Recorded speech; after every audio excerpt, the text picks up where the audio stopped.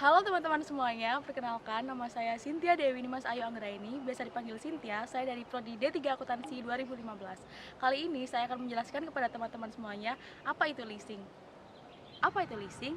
Leasing merupakan suatu kontrak yang terjadi antara lessor dan lessee, di mana suatu kontrak tersebut menimbulkan suatu hak untuk menggunakan spesifik properti tertentu yang dimiliki oleh lessor kepada lessee. Sebagai imbalannya, lessee harus membayarkan sejumlah uang tertentu selama periode sewa kepada lessor.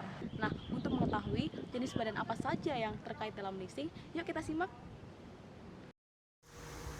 Berdasarkan pada kegiatan usahanya, perusahaan leasing dapat dibagi menjadi 3 jenis. Yang pertama yaitu independent leasing.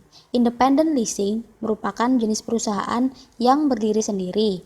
Perusahaan ini dapat sekaligus sebagai supplier atau pembeli barang-barang modal dari supplier lain untuk disewakan. Yang kedua yaitu captive lessor. Captive lessor merupakan jenis perusahaan yang bertindak sebagai produsen atau supplier yang mendirikan perusahaan leasing. Perusahaan ini menyewakan barang-barang milik perusahaan itu sendiri. Yang ketiga adalah lease broker. Lease broker merupakan perusahaan yang bekerjanya hanya mempertemukan keinginan lessee kepada lessor. Lease broker bertindak sebagai perantara antara pihak lessor dengan lessee. Nah, udah pada tahu kan apa aja jenis badan usaha yang terlibat dalam aktivitas leasing? Selanjutnya, saya akan menjelaskan mengenai akuntansi dalam leasing. Nah, di dalam leasing, akuntansi dibagi menjadi dua sisi, yaitu dari sisi lessor dan dari sisi lessee. Dalam prosesnya, akuntansi pada leasing dibagi menjadi dua, yaitu financial lease dan operating lease.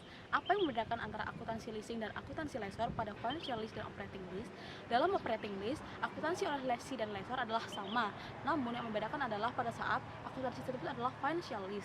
Mengapa? Karena dalam lessor, akuntansi financial lease dibagi menjadi dua lagi, yaitu adalah sales type dan direct financing. Nah, apa sih perbedaan antara sales type dan direct financing? Yang pertama, sales type mengakui adanya gain or loss pada aktivitas leasing, sedangkan direct financing tidak ada mengakui gain atau loss pada aktivitas leasing karena besar cost dan fair value aset adalah sama. Sebelum kita beranjak ke apa itu sales type dan direct financing, terlebih dahulu kita pelajari bagaimana sih cara menggolongkan suatu transaksi leasing tersebut dimasukkan dalam financial lease. Ada 4 syarat yang dapat mengindikasikan bahwa transaksi tersebut dapat digolongkan menjadi financial lease. Yang pertama, adanya transfer kepemilikan antara lessee dan lessor di akhir masa sewa. Yang kedua, adanya BPO atau bargain purchase option. Yang ketiga, lease term dari suatu aset tersebut lebih dari sama dengan 70% dari masa manfaatnya. Yang keempat, PV/MLP dari aset tersebut substansial terhadap fair value aset tersebut atau lebih dari sama dengan 90%.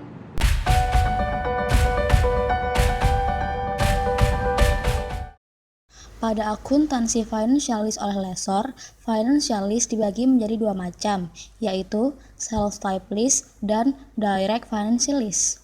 Apa itu sales type lease? Sales type lease yaitu salah satu jenis dari capital lease yang mana lease properti pada saat permulaan sewa mempunyai nilai yang berbeda dengan kos yang ditanggung lessor. Lessor dalam hal ini bisa menempatkan suatu pabrikan atau dealer yang memakai metode leasing sebagai salah satu jalur pemasarannya.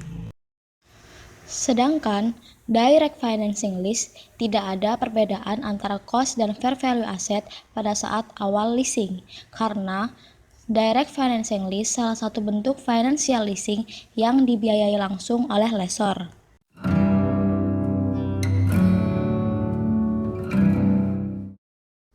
Perbedaan jurnal antara sales type dan direct financing hanya terdapat pada awal pengakuan leasing. Pada sales type, perusahaan atau lessor mengakui adanya penjualan, sehingga mengakui adanya sales revenue.